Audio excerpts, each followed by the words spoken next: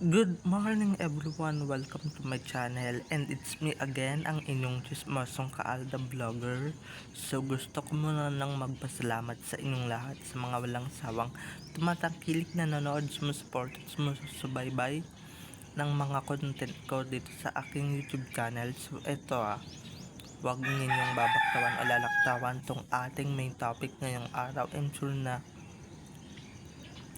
hindi ninyo pagsisisihan na pinanonood nyo to mula umpisa hanggang hulihan. And syempre, huwag kayo mag-i-skip ng segment, okay? Buuin nyo to start to finish. Kaya eto na, dumako na tayo sa ating main topic for today's video. Sino kaya yung isang laos na artista? Hearsay lang naman to ang magbubunyag sa totoong relasyon ng may child. Di ko alam kung sino yun. So, eto na guys, watch this. Mamaya ipapaliwanag ko sa inyo ng buong buo. So, eto na guys, watch this. At kung nakita nyo na ngayong recaps, once again say TTO sa mga admins. So thank you so much sa inyong lahat, syempre sa mga nagtitiwala and syempre sa mga sumusubaybay. And ito na, dumako na tayo sa ating main topic for today's video. Like what I said earlier, gaya nung sinasabi ko kanina, sino kaya ang matapang na laosan deep na artista ang magbubunyag sa relasyon ni na Alden at Maine? Ngayon mo lang sinabi kung kailan maraming ng gulo at maraming ng nakikisawsaw sa mga issue ng Armin at Kathleen. Pero sa bagay, di ba? Sa bagay, bongga din yan or talagang pasabog talaga kung mangyayari yan. At talagang sasabog yung mga ulo ng Kathleen at Armin pagka nalaman nila yan. Sino kaya yan, no? Hindi na ba ito nakikita sa TV? Kasi mga starlet ng magkabilang kampo, magkabilang istasyon di ba nakikita pa rin sa TV or nakikita sa TV? Imposible naman, di ba? At saka hindi guys, imposible din na parehong magkabilang istasyon yung magbubunyag kung ano na ba talaga yung totoong relasyon ng dalawa, ng Aldab, di ba? Pareho nga, although pareho naman talaga nilang alam, pero yung mga starlet nila never magsasalita yan, di ba? Lalo na kung malapit sila kay Alden o kay Maine, di ba? Never na magsasalita yung mga yan. Lalo na guys, katapat niyan mawawalan sila ng trabaho. Pero yung super laos ka na, like super, hindi ka na lumalabas sa TV, hindi ka na lumalabas sa commercial, sa ads, sa mga movies, di ba? Ganun yung laos. Pero di ba, I'm happy and finally magsasalita na rin siya. Abangan nyo yan kung sino yan. Pero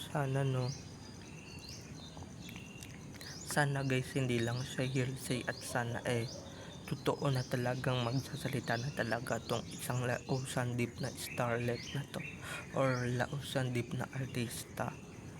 Talagang pasabog yan kung mangyayari yan, di ba?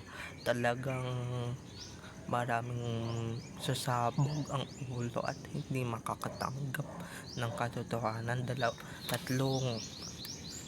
Tatlong fandom ang sasabog. Aldenatics, mga anays na hindi tanggap si Maine, Kathleen, and syempre mga Armin. Hindi nila matatanggap kung ano ba talaga yung status ng dalawa, diba? Hindi nila matatanggap kung ano ba talaga yung totoong relasyon nila, lalong na guys, lalong na pagka binasa nila to and syempre pagka, diba, sure naman magdadamdam yung mga yan, and syempre mag-aano din yung mga yan, pero wala tayong pakialam, di ba? Kahit anong gawin nila sa buhay nila, magdamdam man din sila, magkaroon sila ng hinanakit, di ba? Wala akong pakialam or wala tayong pakialam sa mga yan. At least, di ba, itong artista na to, kahit Ocean Deep na I'm sure may trabaho pa rin to, pero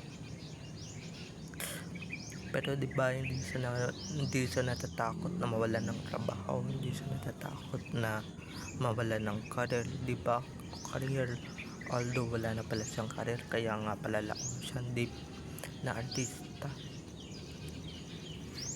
O kaya naman mahinga na, di ba? Kasi veteran na siya, pero di ko alam kung sino yun, isa ba sa mga ka-age namin, isa ba sa ka-age ni Alden, or isa sa ka-age ng mga seniors, di ba?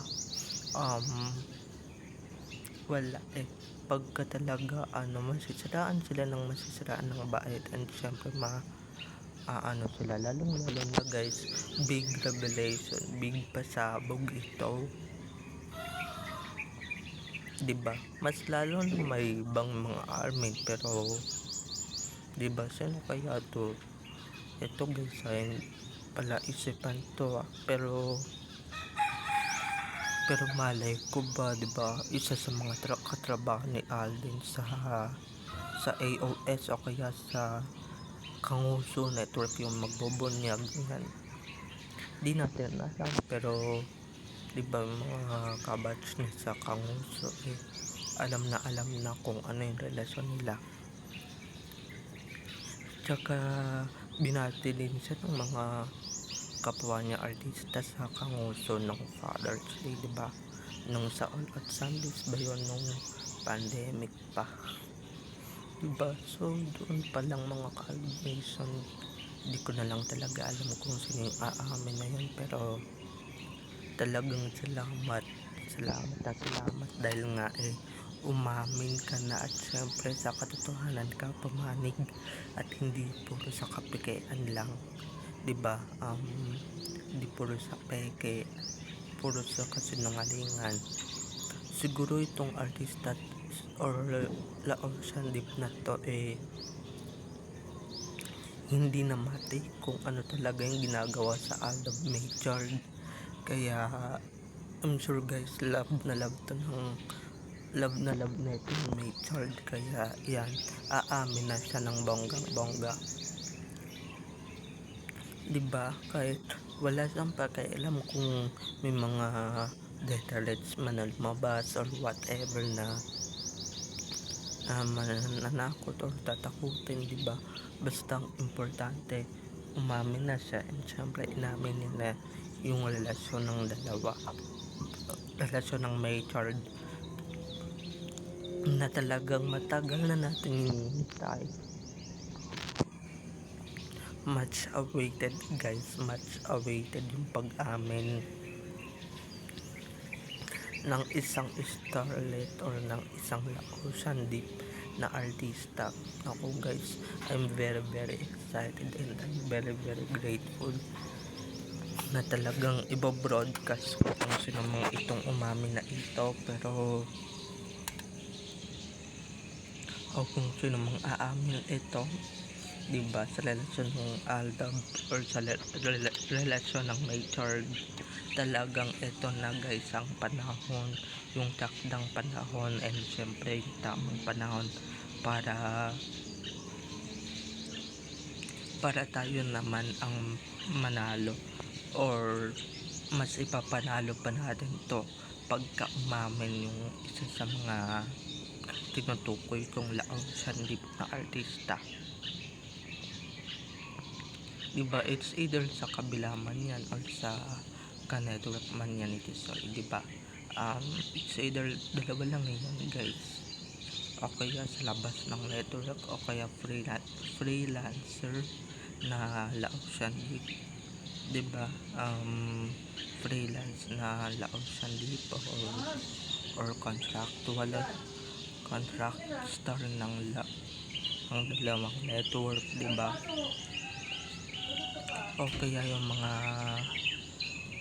ano, mga pero abangan na lang natin kung sino yung mga artistang aamin sa totoong relasyon ng dalawa, 'di ba? Siguro itong aamin na artista na 'to,